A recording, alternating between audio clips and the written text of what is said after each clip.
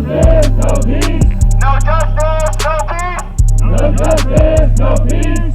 U.S. out of the Middle East. U.S. out of the Middle East.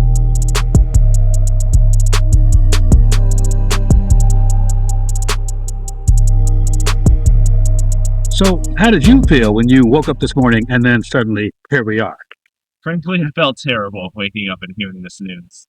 But unfortunately, this seems to be a trend of the Trump administration, doing dirty strikes in the middle of the night, just like he did back in January against Venezuela. It's very clear that he doesn't have the public support to carry out these attacks, which is why he does it in the middle of the night when there's no chance that there's going to be public outcry in response at that moment, which is why it's important that we come out here as soon as possible, as urgently as possible, to say no to this. No justice, no peace. No justice, no peace. U.S. out of the Middle East. U.S. out of the Middle East. No justice, no peace.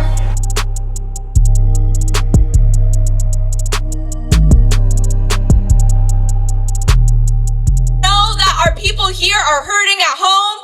We don't have money for housing or education. People are starving in the streets. And what does the Trump administration do? They're spending $1 trillion on another war in the Middle East. And this war only hurts the working class here. This massive war budget from our taxpayer dollars goes to bomb innocent children abroad, in Palestine, in Iran, in Venezuela. And we heard the news this morning that our government in Israel bombed a girls' elementary school, killing 80 with over 100 under the rubble. I'm a woman of faith. I have to teach Sunday school tomorrow on the theme, love your neighbor. So I'm here to love my neighbors wherever they are. We're all made in God's image. Muslim, Hindu, Buddhist, Jew, Christian. And what's going on right now is not going to make anything better in the world at all.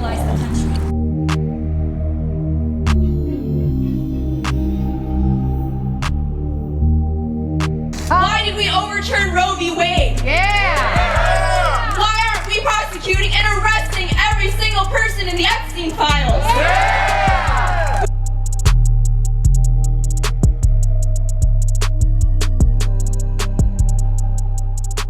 People that are supposed to represent the interests of the working class here in the U.S. are all for destroying the people of other countries. Shame. As a people, we can come out in the streets and stand for what's right and call for peace. We're here in the belly of the beast, as they say, in the imperial core of the United States. You know, it's our government, it's our president that's carrying out these attacks.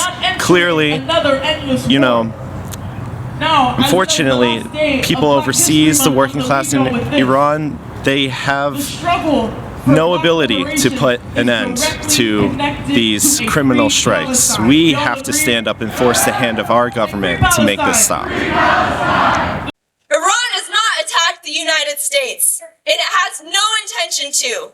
But Trump decided to initiate this war because he wants to dictate to any sovereign nation around the world that dares to threaten the United States authority that they cannot stand, and that they must bow to the United States and all of its desires, all of the billionaire class's desires to exploit, to take, to just violate every nation that dares to stand up.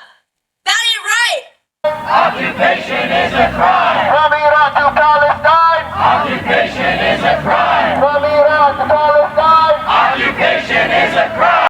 You know, I'm 71 years old. I've lived through a lot of things. I've lived through the Vietnam War. I know how senseless things can be, war is, and how it can escalate. And it's just young men and women that are going to be on the line. Already, children have died. A school full of Iranian children. It's just beyond the pale. I'm tired too. We don't need another war. It is only 2 months into 2026. I mean, for Christ's sake, this shit needs to end. We cannot continue as normal. This is not normal. The killing of Palestinian children, the killing of Iranians, innocent civilians, this is not normal. And we as people in the United States have an obligation to speak out against these crimes against humanity and these violations of international law.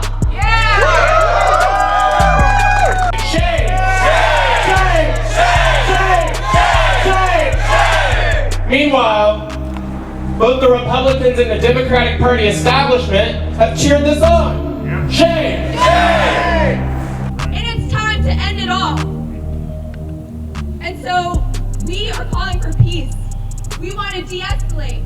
We want diplomatic relations. We don't want to infringe on the sovereignty of any nation.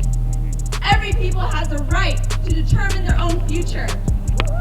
It is not the United States' job to intervene in the affairs of other countries. We have enough issues to deal with at home.